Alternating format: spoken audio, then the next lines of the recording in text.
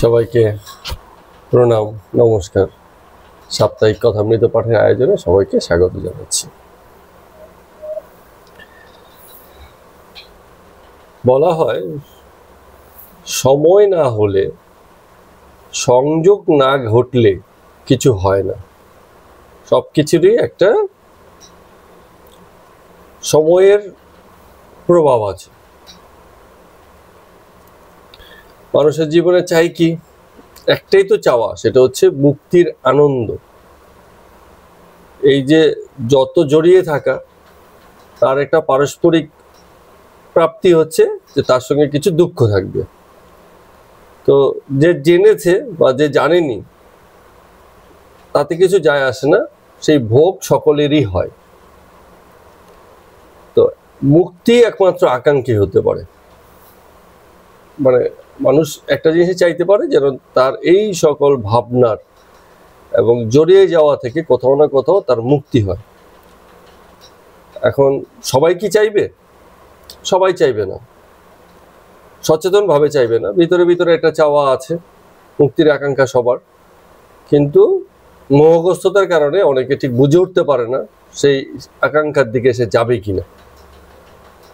কিন্তু জীবন থেকে মুক্তির আকাঙ্ক্ষা অনেকেই চায়। অনেকে আছে একটা সময় তাদের মনে হয় যে আর বেঁচে থেকে আনন্দ নেই, ভালো লাগছে না, এখন চলে গেলেই ভালো। এর ভিতর থেকেই আসে অনেক সময়। তার মানে তার ভোগ কমপ্লিট হয়ে গেছে, আর কিছু চাওয়া পাওয়া নেই। জীবন থেকে, জগৎ থেকে আরো কিছু পাবে এবং তাতে একই রকম আনন্দ আসবে, এই বোধ আর তার নেই। সে বিমুখ হতে চায়। তো মানুষের এই মুক্তির প্রতিষ্ঠা কয়েকটা জিনিসের উপর নির্ভর করে। এক হচ্ছে ভোগ যদি তখনও কিছু বাকি থাকে, সেটুকু করে না নিলে মুক্তি তখনও প্রতিষ্ঠিত হয় না। মনে মনে কারো এরম আছে, বাল্যকালে গ্রামের মেলায় গিয়ে ওই জিনিসটা খেয়েছিলাম, সেই যে খেয়েছিলাম মুখে স্বাদ লেগে আছে, আর খাওয়া হয়নি। একটু ভোগ কোথাও বাকি রয়ে গেছে, একবারে শেষ হয়নি। আরেকবার কোনো একটা মেলায় গিয়ে ঠিক সেই জিনিসটা খেলো, বললো হ্যাঁ হয়ে গেছে, ওই মনের মধ্যে ছিল সেটা কেটে গেল, তার মানে ভোগ কমপ্লিট। এই যে ভোগটা কমপ্লিট হলো, এখানে মুক্তি ঘটলো। এরকম জগতের বিষয় আশয় দিতে আমাদের, যদি আমরা একটু সচেতন থাকি, দেখবো একটু একটু একটু করে ভোগ তখনও বাকি থাকে। যেই একবার হয়ে গেল ব্যাপারটা, তখন সেখান থেকে তার মুক্তি, নিবৃত্তি। অনেকে আছে, খুব আগে একবার কাশি গিয়েছিলাম ছোটবেলায় মায়ের সঙ্গে হাত ধরে, তখন কাশির মাহাত্ম্য বুঝিনি, আরেকবার যদি যেতে পারতাম। পরে আবার বেশ বয়স টয়স হয়ে গেছে, এবার নিজে টিকিট ফিকেট কেটে সঙ্গী সাথীদের নিয়ে কি একা একাই তীর্থ করতে গেছে, কমপ্লিট হয়ে গেল যে হ্যাঁ ঠিক আছে, কাশী দর্শন এবার পূর্ণ হলো। তো জীবনে এগুলোই ভোগের বাকি আর কি। কিছু কিছু জিনিস থাকে ভোগ ত্যাগ হয়ে গেছে, তারপরে কোথাও যেন একটুখানি বাকি রয়ে যায়, সেটুকু পূরণ করলে আবার সেই জায়গা থেকে মুক্তি। আরেকটা বিষয় থাকে অনেক সময় বিচার। কেউ একজন খুব ছোটবেলাতে হয়তো মাংস ভক্ষণ করেছিল, তো তার বিচার এত তীব্র যে এখন কোনো অবস্থাতে সেই ইচ্ছা তার আসেই না যে আবারও জীবনে একদিন মাংস ভক্ষণ করব। এত তীব্র বিচার, সেসব ক্ষেত্রেও ভোগ দূর হয়ে যায়। তো এরকম মানুষের মুক্তির ক্ষেত্রে কখনো ভোগ, কখনো বিচার, এসবের মধ্য দিয়ে একসময় মানুষ মুক্তির জায়গাতে পৌঁছতে পারে এবং ভিতরে বাইরে তার মনে হয় যে আর কোনো কিছুতে বাধা নেই, মন মুক্ত হয়েছে। মনের মুক্তি মানেই এক প্রকারের মুক্তি, কারণ শরীরের মুক্তি ঘটে না, শরীর জগতেই আছে, তার মুক্তি নয়। গাছের মতো মাটির সঙ্গে থাকতেই হবে। গাছ যখন হয়েছে মাটির সঙ্গে তাকে থাকতে হবে, মাটির সঙ্গ ত্যাগ করলে হবে না। তো এইভাবে মানুষ মুক্তির পথে আগায়। এইরকম প্রাথমিক কিছু কথাবার্তা দিয়ে আমরা আমাদের আজকে কথামৃতে পাঠপর্ব 51 শুরু করছি। এটা হচ্ছে শনিবার 22শে ডিসেম্বর 1883 খ্রিস্টাব্দ। সেখানে রাখাল, মাস্টারমশাই, হরিশ আরো অনেকে আছেন। বিকেলবেলা ভবনাথ এসছেন। বাড়ির মানে সেই রামকৃষ্ণদেব ঠাকুরের যে শোবার ঘর, তাতে নানান কথাবার্তা হচ্ছে। তো ঠাকুর কথা বলছেন একটুখানি ভাবগ্রস্ত অবস্থায়, যেন কথা বলছেন বটে কিন্তু হুঁশ নেই, একটুখানি সমাধিস্থ ভাব, এরম ভাব।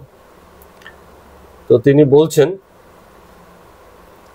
যে যখন রাসলীলা হয়, মানে রাসলীলা হয় মানে হচ্ছে যখন রাসলীলা মঞ্চায়ন হয়, অনেকে রাস করে না, তো তখন শ্রীকৃষ্ণ যখন চলে যান, গোপীদের অবস্থা থাকে অনেকটা পাগলিনীর মতো, খুঁজে বেড়াচ্ছে কৃষ্ণ কোথায়, কৃষ্ণ কোথায়, এরম ভাব। বলছে তারা তখন বৃক্ষের কাছে যায়। একজন কেউ আছে বৃক্ষ হয়, মাথায় গাছপালা লাগিয়ে ডালপালা হাত পা ছড়িয়ে বৃক্ষ দাঁড়ায়, মানে মঞ্চস্থ হচ্ছে, নাটক করা হচ্ছে। তো তাকে গিয়ে জিজ্ঞেস করে, তুমি নিশ্চয়ই শ্রীকৃষ্ণকে দেখেছো, না হলে এত নিশ্চল কি করে হলে? গাছ তো তুমি সমাধিস্থ হয়ে আছো, সমাধিস্থ হলে মানুষ যখন স্থির হয়ে যায়, গাছকে বলছে তুমি তো স্থির, তার মানে নিশ্চয়ই তুমি সমাধিস্থ হয়েছো, নিশ্চয়ই তুমি শ্রীকৃষ্ণকে পেয়েছো বা দেখেছো। গাছ তো উত্তর দেয় না। এবার তৃণ মানে হচ্ছে ঘাস, ঘাসকে দেখে বলছে তুমি, তোমার উপর দিয়ে লোকে এত পাড়িয়ে যাচ্ছে, মারিয়ে যাচ্ছে, তাও তুমি সিধে দাঁড়িয়ে আছো, তোমার রোমাঞ্চ কখনো শেষ হয় না। তার মানে তুমি শ্রীকৃষ্ণের স্পর্শ সুখ পেয়েছো, হয়তো শ্রীকৃষ্ণ তোমার উপর দিয়ে পাড়িয়ে মারিয়ে গেছে, সেই যে স্পর্শ সুখ পেয়েছো, এই কারণে তুমি এখনো সজাগ, এখনো মাথা উঁচু করে দাঁড়িয়ে আছো, তোমার রোমাঞ্চ যাচ্ছে না।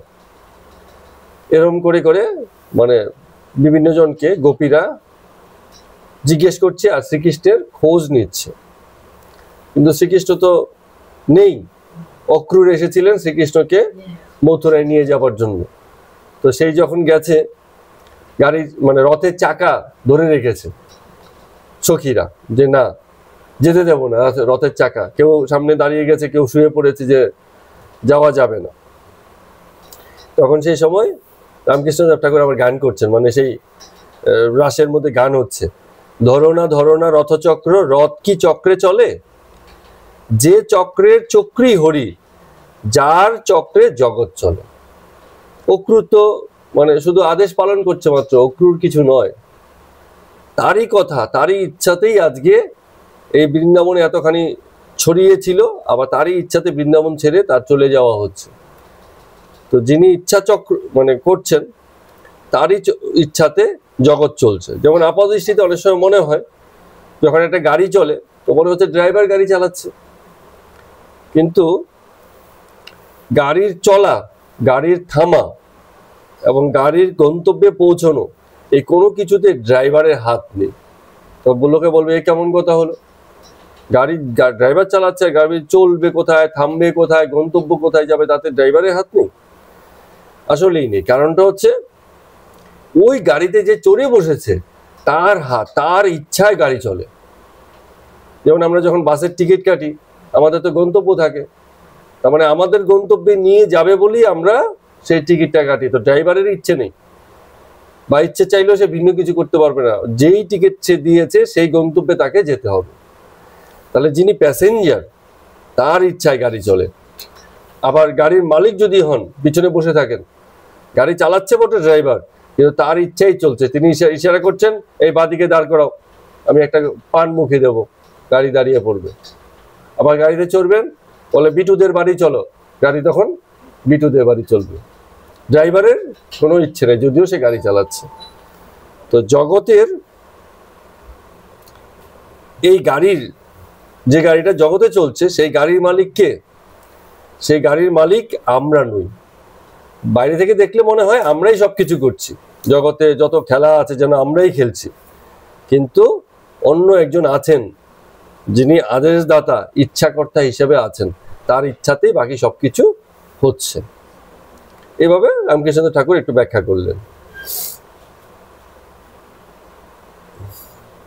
তো কয়েকদিন থেকেই শ্রীম রামকৃষ্ণদেব ঠাকুরের ওখানটায় ছিলেন দক্ষিণেশ্বরে, এবং দিনরাত ওনাকে দর্শন করছিলেন বা দেখছিলেন।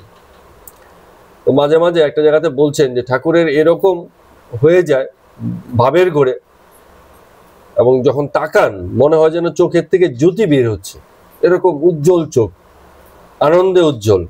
খুব ভালো কিছু পেয়ে গেলে বাচ্চাদের চোখে মুখে যেমন আনন্দ, হাসি খুশি একটা ভাব এসে যায়, ঠাকুরের চোখে মুখেও যেন তেমন একটা হাসি খুশি ভাব। আর শূন্য দৃষ্টি, তাকিয়ে আছে কিন্তু কোনো কিছু দেখছে না, সেই ভাবের মধ্যেই আছে, এরকম ব্যাপার। তো ঠাকুর একবার বলছেন যে অনেক কাল আগে একবার এক পরবংশকে দেখেছিলাম, ঠিক কিরম যেন পাগলের মতো হেসে চলছিল। আরে আমার কি সেই রকম হলো গো, এই বলছেন, নিজেই নিজেকে বলছেন যে পরবংশ যে দেখেছিলাম তার যে অবস্থা, আমারও তো মনে হচ্ছে এরমই হয়ে গেছে।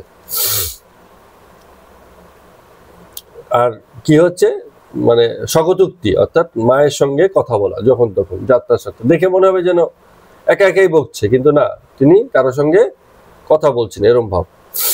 মায়ের সঙ্গে কথা বলছেন, শুধু শুধু অদ্বৈত জ্ঞান, থাক থু, আমি যতক্ষণ আমি বোধ আছে ততক্ষণ তুমি বোধও আছে। পরমহংস তো বালক, বালকের কি মা চাই না? মা ছাড়া বালক চলবে কি করে, এরকম ভাব। এখন মনি মনে মনে ভাবছেন যে ঠাকুর কি বলতেন, যে অদ্বৈত জ্ঞান, বেদান্তের মূল যে সিদ্ধান্ত সেটা হচ্ছে অদ্বৈত জ্ঞান, সেখান থেকে চেতনা বা চৈতন্য আসে। অদ্বৈত জ্ঞান মানে হচ্ছে জগতের কোনো ভেদ নেই, এক ঈশ্বরই আছেন জগতে, এই যে জ্ঞান, সেখান থেকে এক প্রকারের চেতনা আসে যেটাকে বলা হচ্ছে চৈতন্য। এবং এরম ভাব যখন আসে তখন মনে যে আনন্দের জোয়ার আসে, সেই জোয়ারটা চিরস্থায়ী, নিত্যানন্দ যেটাকে বলছে। তো অদ্বৈত জ্ঞান হলেই তো চৈতন্য হবে এবং সেখান থেকেই নিত্যানন্দ হবে। ঠাকুর কেন বলছেন যে অদ্বৈত জ্ঞান হ্যাক থু, মানে হেলাচ্ছাদা করছেন?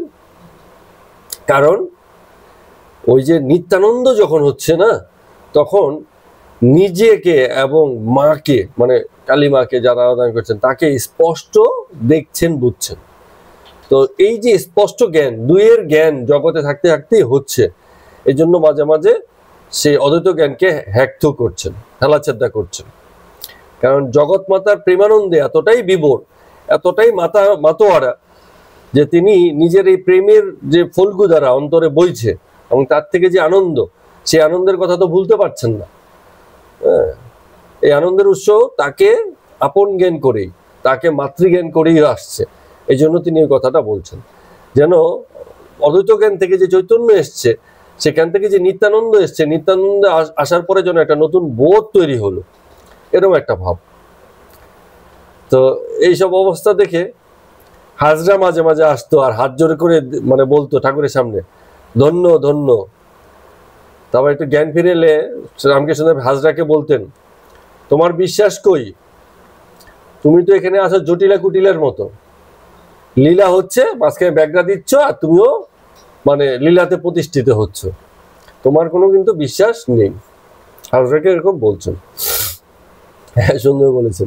জটিলা কুটিলের কথা তো আর কেউ শ্রদ্ধার সঙ্গে স্মরণ করবে না, কারণ ওদের বিশ্বাস হতো না, কিন্তু ওরাও গল্পেতে আছে।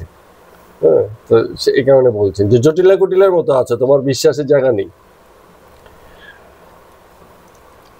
তো রামকৃষ্ণদেব ঠাকুর বলতেন যে নিরাকারও সত্য, সাকারও সত্য।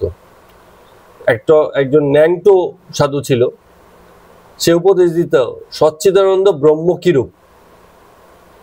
তো এটা আমরা এর আগেও বলেছি, সচ্চিদানন্দ ব্রহ্ম যেন অনন্ত সাগর। তো সেই সাগর যখন স্থির থাকে তখন তো কেবল জল, আবার যখন ঢেউ ওঠে তখনও সেই একই জল, নতুন কোনো জল হয়নি। তো যখন স্থির থাকছে তখন হচ্ছে কারণ শরীর, মানে শুধু সেটা আছে, তার কোনো কার্য নেই। আবার যখন কার্য করছে, সৃষ্টি স্থিতি প্রলয় এসবের কার্য, তখন আমরা বাইরে বাইরে ভাবছি যে ঢেউ উঠে গেছে বুঝি।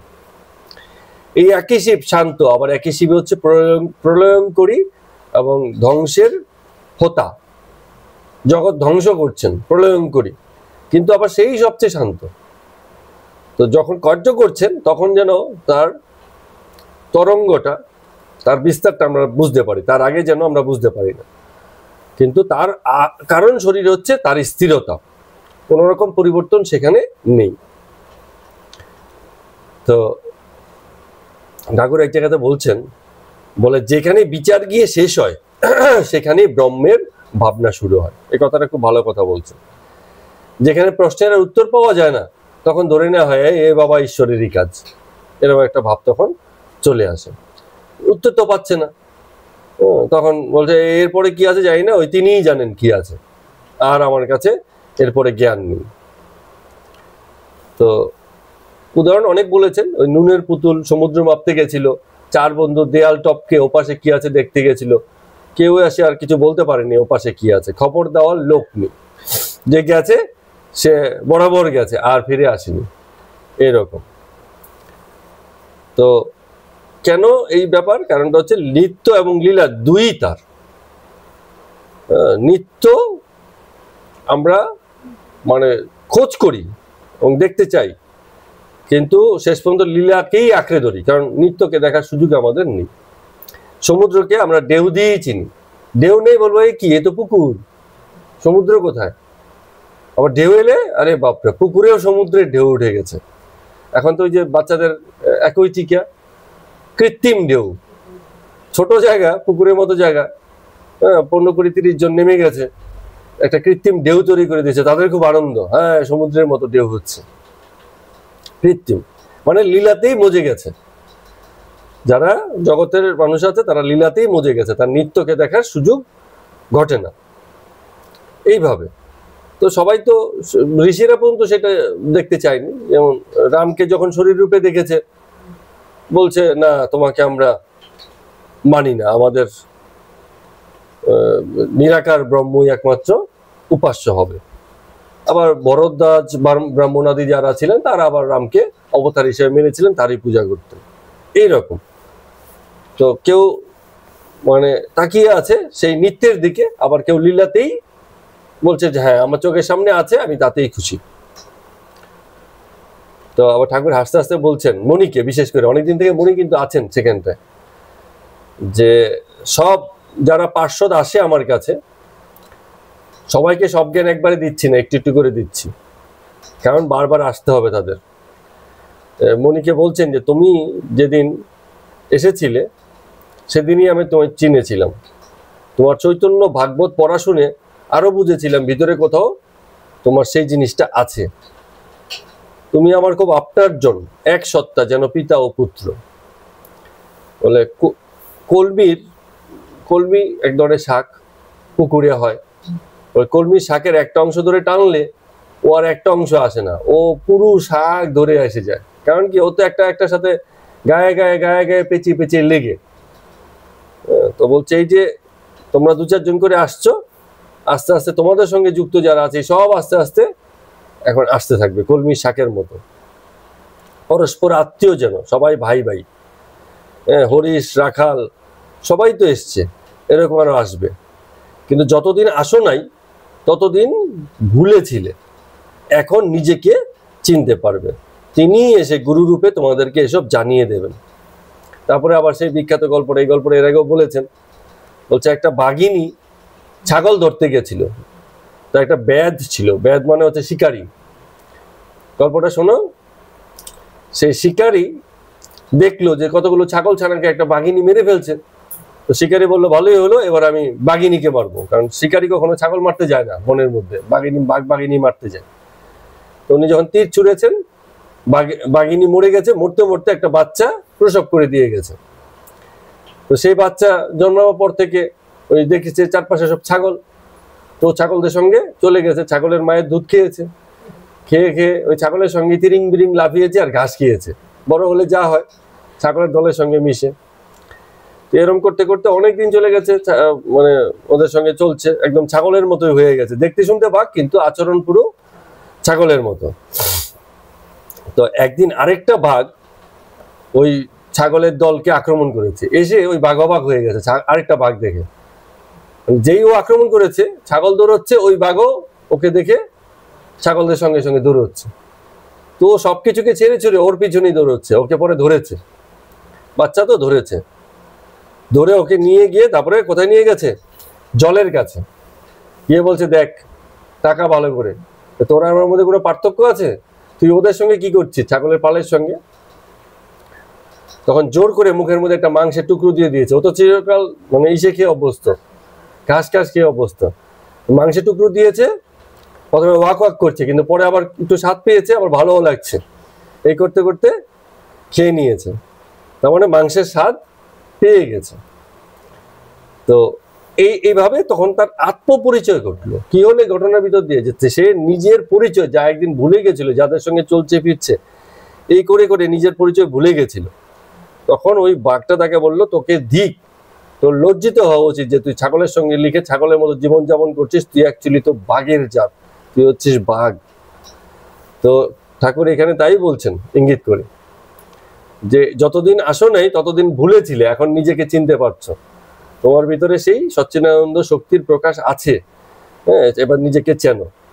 মানে ঘাস খাওয়া অর্থ হচ্ছে ওই কামিনী কাঞ্চন জগতের ছোট ছোট সুখ দুঃখ, হ্যাঁ, এসব নিয়ে থাকা, এইগুলোকেই জীবনে সবকিছু মনে করা, কিভাবে দুটো পয়সা আয় হবে, কিভাবে একটু ভালো থাকা যাবে, কিভাবে একটু মানে বেশি ভোগ চলবে, এসবের জন্য ছোট ছোট বিষয় নিয়ে ঝগড়া। কিন্তু মানে এটা ওই ছাগলের জীবনযাপন। বাঘের জীবনযাপন হলে সে তখন মানে সজাগ হয়ে যায়। তো বলছেন যিনি গুরু, তিনি এই চৈতন্য দর্শন করিয়ে দেন, তার শরণাগত হলে এসব জিনিস জানা যায়, বোঝা যায়।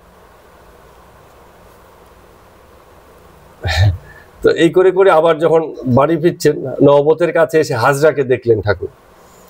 তো ঠাকুর হাজরাকে একটু খেপায়, তো একটু আগে তো বলছিল তুমি হচ্ছে জটিলে কুটিলের মতো। এখন বলছে কোথাও হয়তো হাজরা একটু কি করছিল জানি না, বলছেন অত বেশি খেও না, আর সূচিবাইটা ছেড়ে দাও। সূচিবাই বেশি, যাদের সূচিবাই তাদের জ্ঞান হয় না, আচার যতটুকু দরকার ততটুকুই করবে, বেশি বাড়াবাড়ি করো না। এই বলে বলে ঠাকুর গিয়ে নিজের ঘরে গিয়ে বসলেন। ঠাকুর এক জায়গাতে বলছেন যে গোপীদের যে প্রেমের ভক্তি, সেখানে দুটো জিনিস থাকে, মানে সাধারণ ভক্ত আর মানে গোপীরা একটু আলাদা আছে। কেন আলাদা? তারা কৃষ্ণের এত সেবা করত যে তাদের ভিতরে একটা অহংভাব ছিল যে আমি কৃষ্ণের সেবা করতে পারছি, এতে আমি খুশি। এটাও একটা অহংকার, আমি। হ্যাঁ, তো কেউ কেউ আছে ভগবানের সেবা করছে, তাতে তার ভিতরে একটা এই ভাব আসে। অহংকার মানে ওই প্রাইড নয়, ইংরেজিতে যেটা আমরা প্রাইড বলি সেটা নয়, এটা হচ্ছে অহংবোধ। আমি করছি, আমি সেবা করছি, আমি ঠাকুরের ভোগ লাগিয়েছি, আমি ঠাকুরের সিংহাসন আজকে ধুয়ে মুছে দিয়েছি, ঠাকুরকে ভালো পোশাক পরিয়েছি, এই আমি একটা ভাব এখানে আছে, মানে আমির মধ্য দিয়ে সে কানেক্ট করতে চায়, এরকম। এতে ঈশ্বরবোধ থাকে না, মনে হয় যেন আমারই খুব কাছের লোক, সন্তান, এরকম একটা ভাব। আরেকটা কি হচ্ছে যে যেমন গোপীদের যেটা ছিল, শ্রীকৃষ্ণের যদি একটু গায়ে লাগতো, একটু আঁচল লাগতো, গোপীরা গিয়ে কে কিভাবে সেবা করবে, যেন ওদের গায়ে লেগেছে, এরম ভাব। তো এটা হচ্ছে একটা মমত্ববোধ।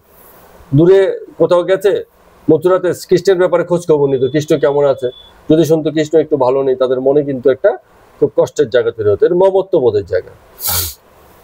যশোদার যেমন ছিল, যশোদা বলতেন যে তোমরা যে বলো চিন্তামণি, জগৎ গুরু বা প্রাণবল্লভ, আরো কত কিছু বলো, আমার কাছে তো সেই আমার গোপালই, আমি তো তার বাইরে গিয়ে ভাবতে পারছি না। হ্যাঁ, ঈশ্বরবোধ নেই, সেসব জায়গাতে ঈশ্বরবোধ নেই। তো এরম ব্যাপার হয়, ব্যক্তি ব্যক্তিতে বিষয়গুলো আলাদা হয়ে যায়। বলে এখানে বলছেন ঠাকুর, যেহেতু উনি থিয়েটার অনেক দেখতেন, বলতেন থিয়েটারে যে সাধু সাজে তার ব্যবহারটা সাধুর মতোই করতে হয়, কারণ সাধুর ব্যাপারটা আলাদা। আবার যে রাজা সাজে, হ্যাঁ, সে যদি রাজার মতোই ব্যবহার করে তাহলে কিন্তু হবে না। রাজা সাজাটা অভিনয়, কিন্তু সাধু সাজাটা অভিনয় না, এটা একটা দায়িত্ব। হ্যাঁ, কেউ রাজা সাজলো, কেউ অন্যান্য চরিত্র করলো, সে অভিনয় করলো, কিন্তু যে সাধু সেজেছে তাকে কিছুক্ষণ অন্তত সাধুর মতো থাকতে হবে। উদাহরণ দিয়ে বলছে একবার এক সাধু একবার এক বহুরূপী সাধু সেজেছিল, তো খুব ভালো অভিনয় করলো। তো যারা দর্শক ছিল, দর্শক থেকে তাদের অভিনয় দেখে তালি পড়লো, আর একজন দুজন এসে তাকে 1-2 টাকা হাতে দিতে চাইলো। তখন সে কি হচ্ছে, এগুলো ফিরিয়ে দিল, বলে না, নেবো না। তো পরে যখন বাইরে গিয়ে নাটক শেষ হয়েছে, মেকআপ ফেকআপ সরিয়ে ফেলেছে, এসে বলছে বাবু এবার টাকা দাও। বলছে কি ব্যাপার, তখন তোমায় অত করে সাধলাম, তুমি টাকা নিলে না, এখন এসে বলছে টাকা দাও।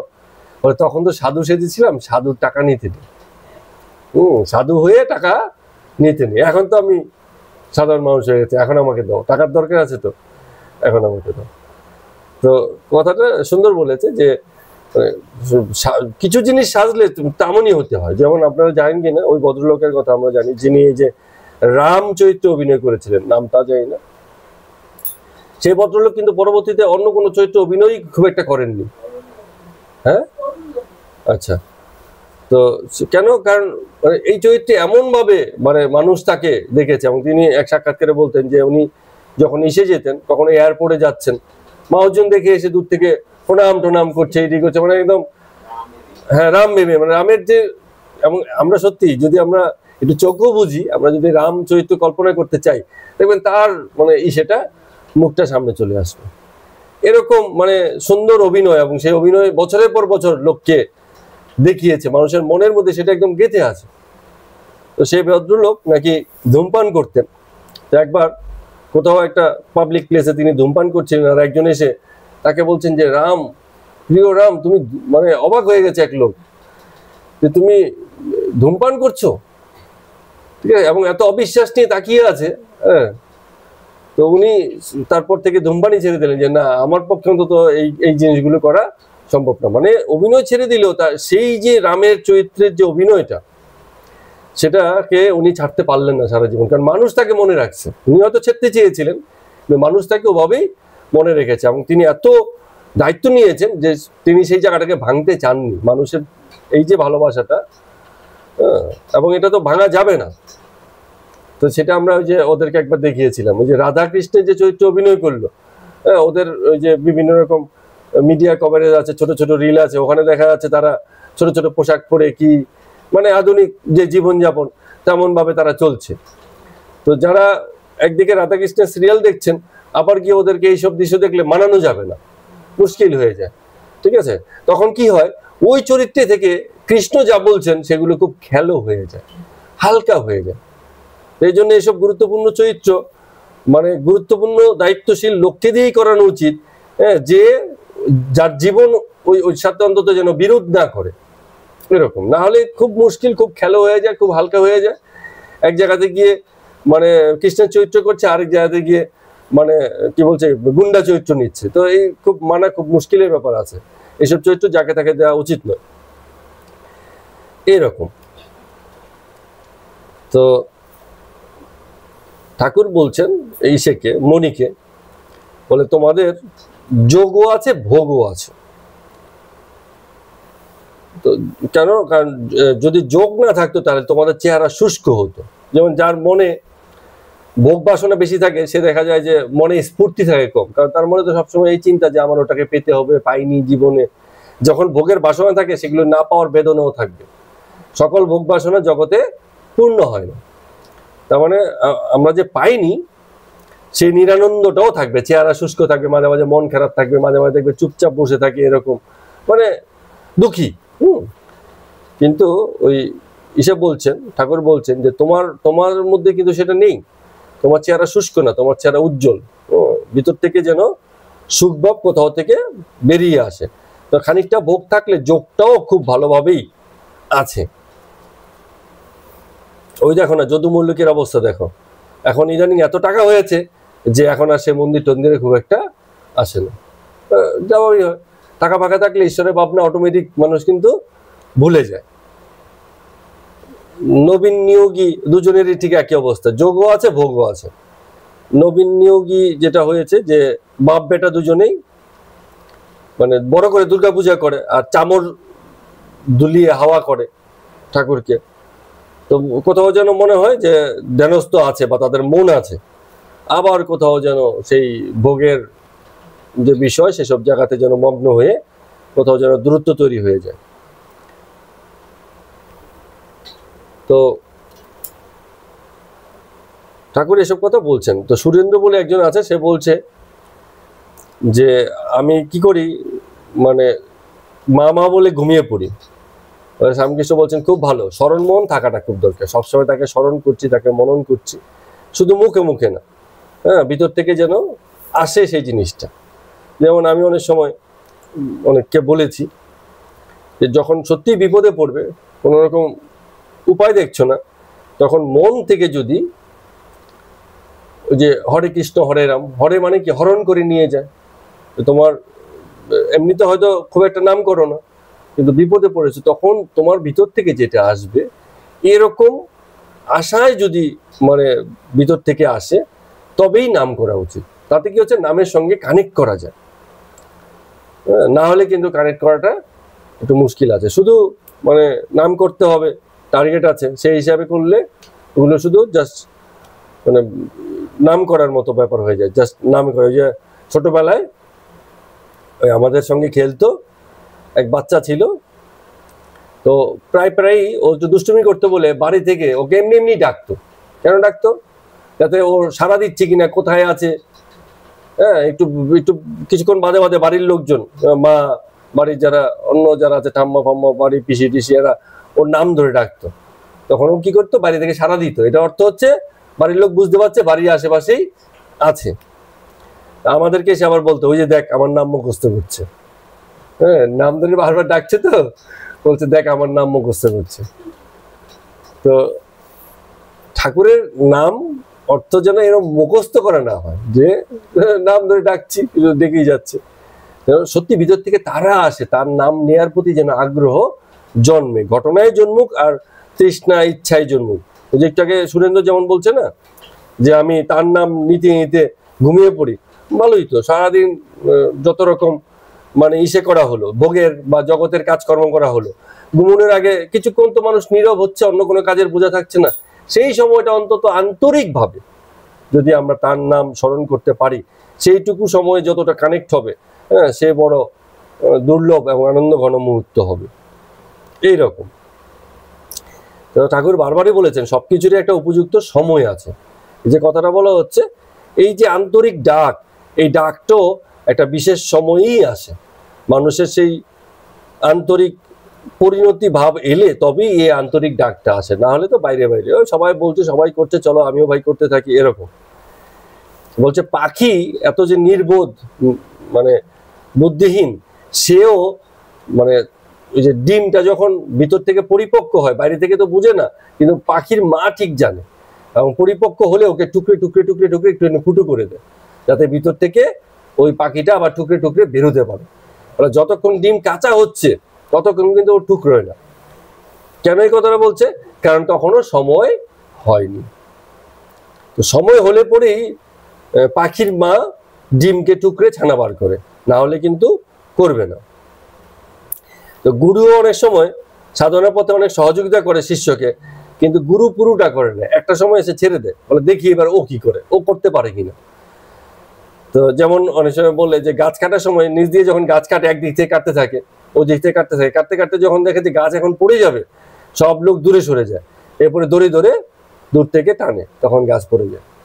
এইরকম বলে খাল কেটে যখন জল আসে, মানে পুরো খালটা কাটে না, কাটতে কাটতে কাটতে কাটতে একদম শেষের দিকে এসে একটা ছোট্ট মাটির আস্তরণ থাকে, তারপরে সবাই উঠে যায়, যে খাল কাটছে সে উঠে যায়, ও যে জলের চাপেই সে মাটির আস্তরণ বেরিয়ে মানে খালের ভিতরে জল ঢুকে যায়।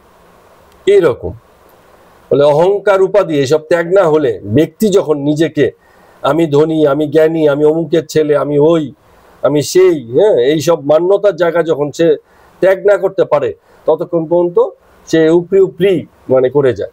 যখন এসবের ত্যাগ হয়ে যায়, তখন যেন জীবনে হরিনামের বা হরি ভাবনার জোয়ার আসে। তার আগ পর্যন্ত আসে না, তার আগ পর্যন্ত যে ঘটি দিয়ে এক ঘটি জল নিয়ে আসা মাত্র। আমরা কি করি, গঙ্গার জল এনে ঘরের বাড়িতে ছিটিয়ে দিই, ঘর পবিত্র হচ্ছে একটুখানি মাত্র, এরকম। তো বলছে, নরেন্দ্র কথা বলছে এবার, বলে একদিন কি হয়েছে জানো, নরেন্দ্র আপনার লোক, বকলেও আসবে, না বকলেও আসবে।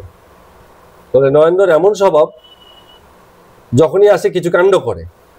তো একবার এসে কি সব বলছে কালী মায়ের নামে, কালী মা এই এই সেই নাম কিছু, কালী মানে ইয়ে ছিল না, ওই ভক্তি ছিল না। তো আমিও একদিন রেগে বললাম, এই শালা তুই আর এখানে আসবি না, যা, আজ থেকে তুই আসবি না। তো যেই একটু রেগে বললাম, একটু পরে এসে দেখা যাচ্ছে ওই নরেন্দ্র কি করছে, তখন ওই ঠাকুর যে তামাক খায়, তামাকটা সেজে সেজে তৈরি করে রাখছে, এদিক ওদিক ঘুরছে, পিছন পিছন এই করছে। মানে কি হচ্ছে, যে ধমকে দিয়েছে এখন ভাবছে ছেড়ে দিতে হবে না, ছেড়ে তো যেতে পারবে না, আপনার লোক সামনে থেকে 10টা কথা বলতে পারে।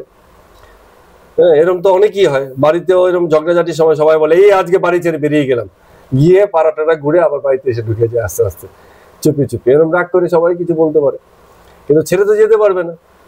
তো ঠাকুরও বলছেন যে যেই একদিন এরকম বলে দিলাম, পরে দেখলাম যে একটু নরম হয়ে গেছে, এখন বেশি একটাই করে না, ওই আস্তে আস্তে আস্তে আস্তে আবার আমার আশেপাশে ঘোরাঘুরি করে যাতে ওকে আবার একটু ডেকে নিই। হ্যাঁ, এরকম চলছে।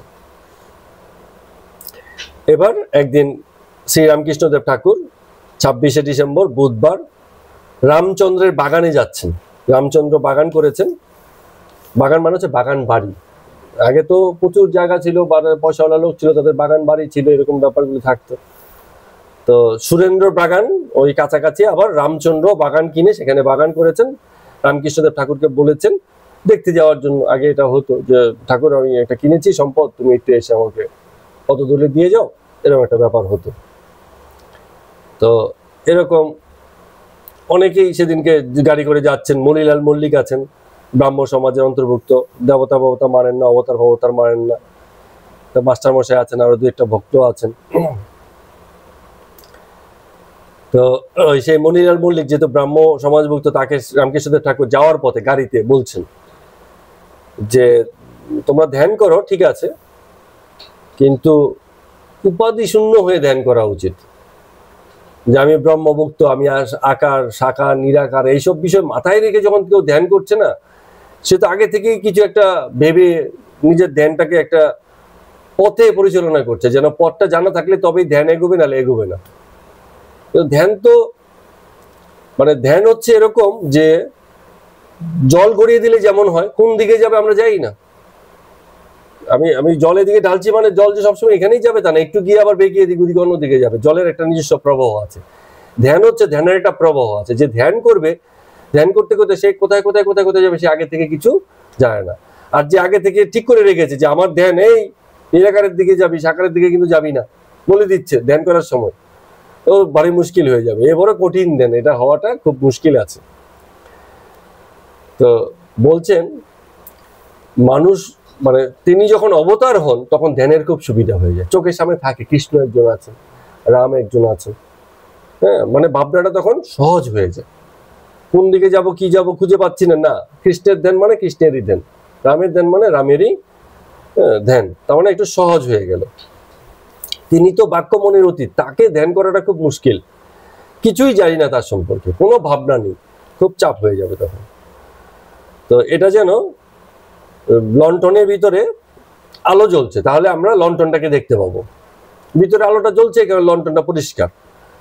আবার অনেক সময় কাচের ঘরের মধ্যে বহুমূল্য রত্ন সামগ্রী মিউজিয়ামে থাকে না, সবকিছু কাচের ঘরের ভিতরে রেখে দেয়, দূর থেকে দেখা যায়। তো এরকম হলে সুবিধে, ভিতরে কিছু থাকতে হবে, তাহলে ধ্যানটা পাকাপোক্ত হবে। তো সেই ঈশের বাড়িতে যখন গেলেন, প্রথমে তিনি ওই রামচন্দ্রের বাগান বাড়ির তুলসীর বন দেখতে গেলেন। তুলসীর কানন আছে, দেখতে গেলেন, খুব ভালো লাগলো, বলে এত সুন্দর জায়গা, এটা এখানে খুব ভালো ধ্যান হবে, খুব সাধনা হবে, খুব ঈশ্বর চিন্তা হবে। তারপরে সেখান থেকে ওই কমলা লেবু বেদানা মিষ্টান্ন ফিষ্টান্ন দিলেন, আর সব ভক্তদেরকে নিয়ে ঠাকুর সেটা অত্যন্ত আনন্দের সঙ্গে খেলেন। আবার সুরেন্দ্র বাড়ি যেহেতু বাগান বাড়ি যেহেতু খুব কাছাকাছি, উনি আবার তখন সুরেন্দ্র বাগান বাড়িতে মানে গেলেন। তো যেতে যেতে যেটা হলো, ওই বাগান বাড়ি থেকে, রামচন্দ্রের বাগান বাড়ি থেকে বেরিয়ে সুরেন্দ্র বাগান বাড়িতে যখন যাচ্ছেন, গাড়িতে ওঠার আগে দেখছেন একটা গাছের নিচে এক সাধু একটা খাটিয়ার উপরে বসে আছে। তো সবাই উঠছে, যার যেদিকে খোঁজ, মাঝখান থেকে দেখে হঠাৎ করে ঠাকুর নেই। কি হলো, কোথায় গেল? ওই তাকিয়ে দেখছে, ওই সাধুর সঙ্গে দেখা করতে গেছে। সবাই দেখছে ওখানে যাচ্ছেন। তো ঠাকুরের কাছে গিয়ে ওই সাধুর কাছে গেছেন, সাধু মানে হিন্দি ভাষী সাধু, গিয়ে বলছে তোমার কি বলছে, তুমি কোন সম্প্রদায়ের, গিরি পুরী না কি এসব? তো ওই লোক সাধু বলছে যে লোকে আমাকে পরমহংস বলে। বাহ, তা তো আরো বেশ। হ্যাঁ, তখন তার সঙ্গে কিছু কোনো কথা হচ্ছে আদ্যাশক্তি নিয়ে, ব্রহ্ম নিয়ে। ও ঠাকুর বলছেন যে ব্রহ্মকে ছেড়ে শক্তি হয় না। তো যখন ব্রহ্ম আছেন তখনই শক্তির প্রকাশ আছে। ঠিক আছে, যে অগ্নি থাকলেই তার আগুন হবে, লেলিয়ান শিখা হবে, বাকি সবকিছু হবে। কোন রকম বাদ্য নাই, আর বাজনা হবে কি করে? বাজনা মানে সব রকম বাদ্যযন্ত্র মিলিয়ে তবে গিয়ে বাজনা হয়। বাজনা হচ্ছে সবকিছুর জোগাড়। আর এই সবকিছুটা না থাকলে আর বাজনাটা হবে না। তো নিত্য লীলা দুইই আছে, নিত্য আছে বলেই লীলার প্রকাশ ঘটেছে, জ্ঞানবোধ আছে বলে অজ্ঞানবোধ, রাত থাকলেই দিনবোধ। তো এরকম অনেক কিছু কথা বলছেন। তো কথাটা শেষ হয়ে গেছে, এখন সব গাড়িতে সামনে অপেক্ষা করছে। তো রামকৃষ্ণ ঠাকুরও তো গাড়িতে উঠবেন। তো সেই সাধু যার সঙ্গে দেখা করতে গেছেন তিনি আবার রামকৃষ্ণ ঠাকুরের সঙ্গে কথা বলে ওনাকে এগিয়ে দিতে আসছেন গাড়ির কাছে। আবার ঠাকুরও এমন কি হাসি মুখ, কি খুশি সাধুর সঙ্গে কথা হয়েছে। ওই সাধুর হাতের বগলের তলা দিয়ে নিজের হাত নিয়ে এসে দুজনে চলছেন গাড়ির কাছে, এরকম আন্তরিকতা। এ দেখা নেই যে হঠাৎ করেই কথা, হঠাৎ করেই খুব আনন্দ, এরকম। তো যখন গাড়িতে উঠলেন ইসেকে বলছেন যে সুরেন্দ্রর রামচন্দ্রকে বলছেন যে তুমি একদিন সাধুকে আমাদের দক্ষিণেশ্বরে নিয়ে আসবে, তোমার এখানেই তো থাকে, এরকম মানে কত যেন চেনা। তারপর বলছেন বলে সহজ না হলে সহজকে চেনা যায় না। ঠাকুর নিজেই বলছেন, বলে এই যে সহজ হয়ে গেলাম, সহজে মিশে গেলাম, সহজ হয়ে গেল ব্যাপারগুলো সব এইভাবে। তো মণি ঠাকুরের কাছে 14 দিন ধরে আছেন, মানে টানা বাড়ি করছেন, এরকম অবস্থা চলছে। তো সেদিনকে হচ্ছে 27শে ডিসেম্বর ঈশানের বাড়ি যাবেন, বাবুরাম যাবে, তুমিও যাবে সঙ্গে, মণিকে বলছেন। সবাই তৈরি হয়ে গেছেন, খুব হাসি খুশি। সেদিনকেও ঠাকুর বেলা 9টা নাগাদ সকালবেলা ওই শ্যামবাজার থেকে মৌচা বাজার চৌমাথার দিকে ঈশানের বাড়িতে এসে উপস্থিত হলেন। তো ঈশান বয়স্ক ভদ্রলোক, তার আমার পুত্র ছিল, তার পুত্রের নাম হচ্ছে শিষ্য। এর ব্যাপারে সম্ভবত আগে একবার দুবার কথা হয়েছে। শিষ্য MA BL পাশ করে এখন আলিপুরে ওকালতি করছে, এন্ট্রান্স পরীক্ষা দিয়েছে, FA পরীক্ষা দিয়েছে, সেই ইউনিভার্সিটির প্রথম স্থান অধিকার করেছে। খুব মেধাবী ছেলে, বয়স 30-এর মতো। কিন্তু হলে কি হবে, এই ছেলেটা এত পাণ্ডিত্য কিন্তু খুব বিনয়। হাত জোর করে ঠাকুরকে খুব আন্তরিকতার সাথে শ্রদ্ধার সঙ্গে প্রণাম করলেন। রামকৃষ্ণ ঠাকুর বলছে শিষ্যকে, তুমি কি কারাগা? শিষ্য বলছে, আগে আমি আলিপুরে বেরোচ্ছি, ওকালতি করছি। রামকৃষ্ণ ঠাকুর মনির দিকে তাকিয়ে বলছে, বলে দেখো তো এমন সুন্দর মিষ্টি ছেলে, ও আবার করবে ওকালতি? ঠাকুর বলছে। তারপর আবার শিষ্যর দিকে তাকিয়ে বলছে, আচ্ছা তোমার কিছু জিজ্ঞাসা আছে, কিছু জিজ্ঞেস করতে চাও? তো শিষ্য বলছে, সংসারে অনাসক্ত হয়ে থাকা যায় কি করে? সংসারে তো থাকবো, কিন্তু অনাসক্ত হয়ে কি করে থাকবো? তো ঠাকুর বলছেন,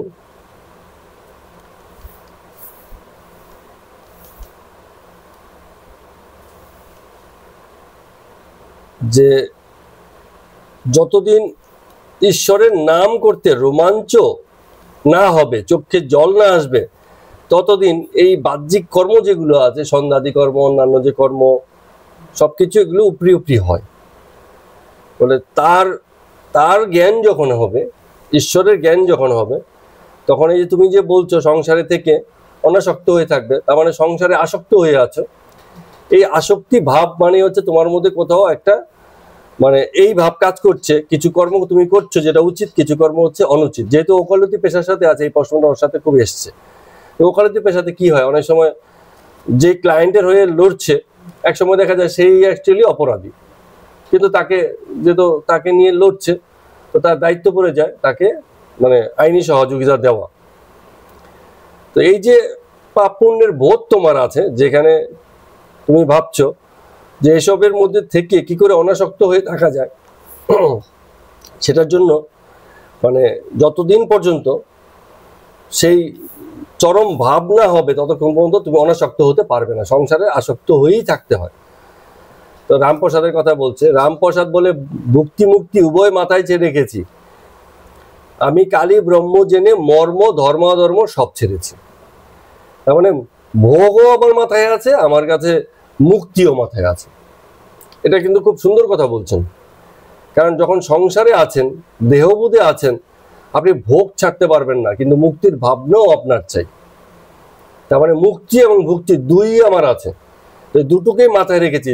রামপ্রসাদ বলছেন যে ভুক্তি এবং মুক্তি উভয়কেই মাথায় রেখেছি, কিন্তু একটা জিনিস আমি করেছি যে আমার ভোগ এবং মুক্তি সব কালির উপর ছেড়ে দিয়ে ধর্মাধর্ম সব ছেড়ে দিয়েছে। ও আমার কোনটাতে ভোগ হচ্ছে আর কোনটাতে মুক্তি হচ্ছে এইসব জিনিস আমার আর নেই, এই ভাবনা আমার আর নেই, যদিও ভক্তি মুক্তি দুটোই আমার মাথায় আছে। তো সংসার থাকতে থাকতে তার দিকে যাওয়া বড় কঠিন। ঠাকুর বলছেন এখানে যে সংসারের থেকে তার দিকে যাওয়া বড় কঠিন। তো রামকৃষ্ণ ঠাকুর আবার বলছেন কিন্তু উপায়ও একটা আছে, সেটা হচ্ছে অভ্যাস যোগ। তো একটা উদাহরণ দিয়ে বলছেন অভ্যাস যোগ কিরকম, বলে ছুতুরের মেয়েরা চিরে চিরে এটা ভাজে। ছুতুর, ছুতুর হচ্ছে একটা জাত, হিন্দুদের মধ্যে একটা জাত আছে ছুতুর, ছুতুর, তাদের মেয়েরা চিরে ভাজে। বলে ওরা কত দিক মানে একসঙ্গে কত কাজ করে তোমরা চিন্তা করতে পারবে না। সে ঢাকিতে মানে চাল ভাজছে, ঢেকিতে সে পা দিয়ে করতে হয়তো, বা কেউ একজন পা দিয়ে করছে, সে হয়তো ঢেকির সেই সামনের দিকটায় বসে আছে, সেখানটায় চিড়ে দিচ্ছে। তো ওই যে ঢেকিটা যে একবার পড়ছে একবার উঠছে, ওর মাঝখানে চিড়ে দিতে হবে।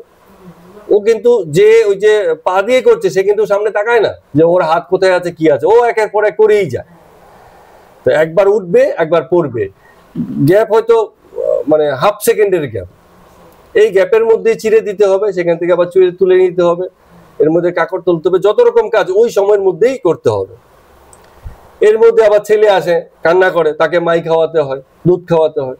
তো পাশে কোলে নিয়ে ছেলেকে দুধ খাওয়াচ্ছে, ওই আবার হাত দিয়ে চিড়ে তুলছে, আবার চিড়ে ঢাকছে, তারপরে কারা নেড়ে দিচ্ছে। এর মধ্যে আবার একজন এসছে খদ্দের, হয়তো পাশের বাড়ি থেকে, বলছে আমার 2 কেজি চিড়ে লাগবে।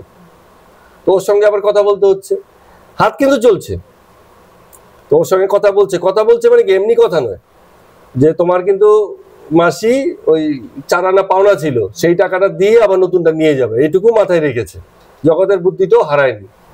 তো ঠাকুরও বলছেন যে তুমি যখন দেখবে তাকে একসঙ্গে সে 5টা 7টা কাজ করছে একই সঙ্গে, এক ছেলেকে মাই খাওয়াচ্ছে, আরেক ছেলে তো আবার বারান্দায় খেলছে, ওর দিকেও নজর রেখেছে, মানে একই সঙ্গে এত কাজ। কিন্তু যত কাজই করুক ওর মন কিন্তু একটা দিকেই আছে। কোন দিকে আছে প্রীতা বলো? ওই ঢেকিতে হাত দিয়ে করছে, ওই হাতের দিকে। কারণ একটুখানি ভুলচুক হলে ওই হাত থেতলে যাবে। তবে করছে সবকিছু, কিন্তু সবচেয়ে বেশি মনোযোগ ওই জায়গাটাকে ধরে রেখেছে। যখন হ্যাঁ হ্যাঁ হ্যাঁ হ্যাঁ দাবা করে করছে, হ্যাঁ নিয়ে দেবে, হ্যাঁ যদি পরে তো হাত পাত তো একদম পুরো হয়ে যাবে, থেতলে যাবে। তো সবকিছু করছে, কিন্তু ওর এত সুন্দর অভ্যাস করেছে যে এত কিছুর পরেও সে ওটাকে সামলে নিয়ে মনটা দিয়ে ওই জায়গাটাতে করছে, ওখানে ভুল হচ্ছে না, ওখানে কিন্তু কোনো ভুল হচ্ছে না। তো এখানে যখন শিষ্য বলছেন যে আমি আদিপুর আদালতে যাচ্ছি, সংসারের ভোগ ফোগ সবকিছু আছে, এর মধ্যেও কি করে অনাসক্ত থাকা যায়, তখন তিনি এই উদাহরণটাকে দিলেন। বলে মনটা ওই যে ঢেকিতে হাত যেমন যাচ্ছে, ওই এরকম 15 ভাগ, মনের 16 আনা, তো মনের 16 আনার মধ্যে 15 আনা ঈশ্বরকেই দিয়ে রাখতে হবে, বাকি 1 আনা দিয়ে বাকি সব কাজ করতে হবে। এইভাবে মানে করতে হয়, শুধু শুনলে হবে না। সিদ্ধি খেলে নেশা হয়, এটা অনেকেই শুনেছে, আমিও শুনেছি, কিন্তু কোনোদিন তো খাইনি। কিরম নেশা কি করে বুঝবো? তো একবার যদি না খাওয়া হয় তাহলে নেশাটা যে কি হয় সেটা বোঝা যায় না। তো বলছে যে সবাই জানে ঠাকুরের কর্ম করতে হয়, ঈশ্বরকে 15 আনা মন দিয়ে রাখতে হয়, কিন্তু কে দেবে? এই চর্চাটা যদি কেউ না করে, সে কিন্তু শুধু এই গল্পেতে তার শিক্ষাটা হবে না। ফলে এইটুকু করতে হয়। এক জায়গাতে এসে বলছেন, হাজার লেখাপড়া শেখো, ঈশ্বরে ভক্তি না থাকলে, তাকে লাভ করবার ইচ্ছা না থাকলে সব নিচ্ছে। হ্যাঁ, প্রীতা এবং রিন্তা, প্রীতা প্রজ্ঞা দুজনকেই বলছে এই কথাটা। আমিও আজকে ঠাকুরের মুখ দিয়ে বলে দিলাম, আমি বলতে দেখ বাবা বলছে, হাজার লেখাপড়া শেখো, কিন্তু ঈশ্বরে যদি ভক্তি না থাকে, তাকে লাভ করবার ইচ্ছা না থাকে, নিজের যদি মুক্তি না হয় জীবনে, বাকি সব নিচে, কোনো কাজ কিছুতেই কিছু হবে না। ওটাকে মাথায় রেখেই পড়াশোনা করতে হয়। হ্যাঁ, আরেকটু বলছে, বলে শকুন খুব উঁচুতে ওঠে, শকুন আকাশের উঁচুতে, কিন্তু ওর দৃষ্টি সবসময় মাটিতে ভাগাড়ের দিকে থাকে। হ্যাঁ, ওখানে কোনো একটা মুরগি বেরোলো কিনা, কি একটা ইঁদুর বেরোলো কিনা, কি একটা মরা পড়ে আছে কিনা, থাকে উঁচুতে, কিন্তু নিচে কিন্তু ওইদিকে থাকে। তো জীবন তোমাকে যেদিকেই বা আমাদেরকে যেদিকেই নিয়ে যাক না কেন, আকাঙ্ক্ষা সবসময় মুক্তির দিকেই থাকতে হবে, যেন মুক্তিটা আমাদের হয় জীবনে। বন্ধন যেন আমাদেরকে আষ্টে পৃষ্ঠে জড়িয়ে না ধরে। বললেন ঠাকুর বলছেন ওই যে ওই ছেলেটাকে, যে 2-3 বারের এত ফার্স্ট ক্লাস ফার্স্ট, এত পড়াশোনা তার, বলছে যে বিদ্যা লাভ করলে তাকে জানা যায় সেটাই বিদ্যা, আর বাকি সবই হচ্ছে নিচে অবিদ্যা। এইভাবে মানে বলছেন, খুব সুন্দর কথা। এরপরে আর কথা চলে না। তো কথামৃত পাঠ আজকে আমরা এখানে এই পর্যন্তই রাখছি। সবাইকে প্রণাম এবং নমস্কার।